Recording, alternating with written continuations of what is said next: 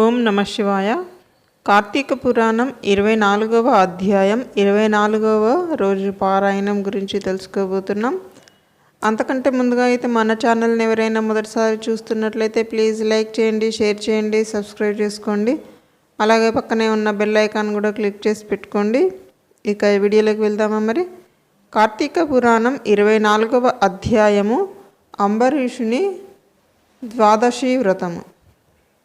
అత్రి మహాముని మరల అగస్త్యునితో, ఓ కుంభ సంభవ, కార్తీక వ్రత ప్రభావము నెంతి విచారించినను ఎంత వినినను తనివి తీరదు. నాకు తెలిసినంత వరకు వివరింతును, ఆలకింపుము. గంగా, గోదావరి మొదలగు నదులలో స్నానం చేసినందువలనను సూర్యచంద్ర గ్రహణము సమయములందు స్నానాదులనురించినను ఎంత ఫలము కలుగునో శ్రీమన్నారాయణుని నిజతత్వమును తెలిపెడి కార్తీక వ్రతమందు శుద్ధ ద్వాదశి నాడు భక్తి శ్రద్ధలతో దాన ధర్మములు చేయువారికి అంత ఫలమే కలుగును. ఆ ద్వాదశి నాడు చేసిన సత్కార్య ఫలము ఇతర దినములలో చేసిన ఫలము కంటే 1000 రెట్లు అధికము కాగలదు. ఆ ద్వాదశి వ్రతము చేయు విధానమెట్లో చెప్పెదను వినుము.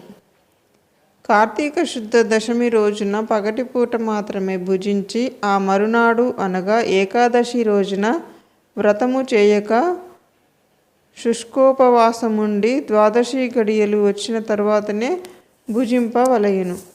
దీనికొక ఇతిహాసము కలదు. దానిని కూడా వివరించెదను, సావధానుడవై ఆలకింపుమని ఇట్లు చెప్పుచున్నాడు. పూర్వము అంబరీషుడను రాజు కలడు. అతడు పరమ భాగవతోత్తముడు, ద్వాదశి వ్రత ప్రియుడు. అంబరీషుడు ప్రతి ద్వాదశి నాడు తప్పకుండా వ్రతము చేయుచుండెడి వాడు. ఒక ద్వాదశి నాడు ద్వాదశి ఘడియలు స్వల్పముగా నుండెను. అందుచే ఆ రోజు పెందలకడనే వ్రతమును ముగించి బ్రాహ్మణ సమారాధన చేయదలచి సిద్ధముగా నుండెను. అదే సమయమున కచటకి కోపస్వభావుడగు దుర్వాసుడు వచ్చెను. అంబరీషుడు మునిని గౌరవించి ద్వాదశి గడియలలో పారాయణ చేయవలయును గాన తొందరగా స్నానమున కేగి రమ్మనమని కోరెను. దుర్వాసుడందులకు అంగీకరించి సమీపమున గల నదీ స్నానమునకై వెడలెను. అంబరీషుడు ఎంతసేపు వేచియున్నను దుర్వాసుడు రాలేదు. ద్వాదశి గడియలు దాటిపోవుచున్నవి. అందుచేత అంబరీషుడు తనలో తాను ఇట్లనుకొనెను, ఇంటికొచ్చిన దుర్వాసుని భోజనమునకు రమ్మంటిని. ఆ ముని నదికి స్నానానికి వెళ్ళి ఎంతవరకు రాలేదు. బ్రాహ్మణున కాతిథ్యమిత్తునని మాట ఇచ్చి భోజనం పెట్టకపోవుట మహాపాపము. అది గృహస్థునకు ధర్మము కాదు. అయినా వచ్చు వరకు ఆగితిని. ద్వాదశి గడియలు దాటిపోవును, వ్రతభంగమగును. ఈ ముని మహాకోప స్వభావము కలవాడు. ఆయన రాకుండగా నేను భుజించిన నన్ను శపించును. నాకేమీయూ తోచకున్నది. బ్రాహ్మణ భోజన మతిక్రమించరాదు. ద్వాదశి గడియలు మించిపోకూడదు. గడియలు దాటిపోయిన పిదప భుజించిన ఎడల హరిభక్తిని వదిలిన వాడనగుదును. ఏకాదశి నాడున్న ఉపవాసము నిష్ఫలమగును. ద్వాదశి విడిచి భుజించిన భగవంతునకు భోజనము చేసిన దుర్వాసునకు కోపము వచ్చును. అదీనుగాక ఈ నియమమును నేను అతిక్రమించిన ఎడల వెనుకటి జన్మయందు చేసిన పుణ్యమును నశించును. దానికి ప్రాయశ్చిత్తము లేదు అని ఆలోచించి బ్రాహ్మణ శాపమునకు భయము లేదు. ఆ భయమును శ్రీ మహావిష్ణువే పోగొట్టగలడు. కావున నేను ద్వాదశి గడియలలో భోజనము చేయుటయే ఉత్తమము.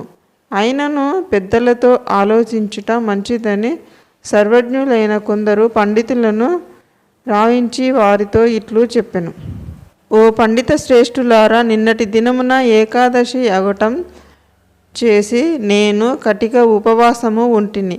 ఈ దినమున స్వల్పముగా మాత్రమే ద్వాదశి గడియలు ఉన్నవి. ద్వాదశి గడియలలోనే భుజించవలసి ఉన్నది.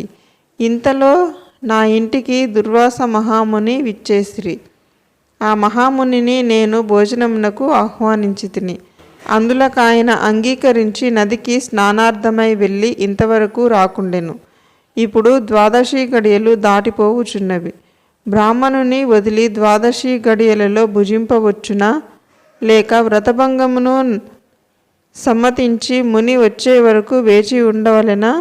ఈ రెండిట్లో ఏది ముఖ్యమైనదో తెలుపవలసినదని కోరెను.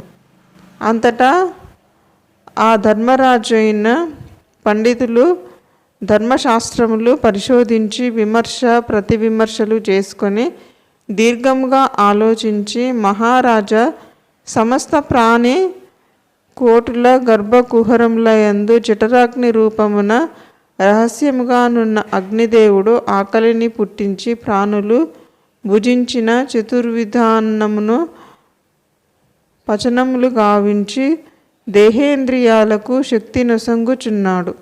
ప్రాణవాయువు సహాయంతో జఠరాగ్ని ప్రజ్వరిల్లును. అది చెలరేగిన క్షుద్బాధ దప్పిక కలుగును. ఆ తపము చల్లార్చవలెనన్న అన్నము నీరు పుచ్చుకొని శాంతపరచవలెను. శరీరమునకు శక్తి కలుగజేయువాడు అగ్నిదేవుడు. దేవతలందరికంటే అధికుడైన దేవపూజ్యుడైనాడు. ఆ అగ్నిదేవునందరూ సదా పూజింపవలెను.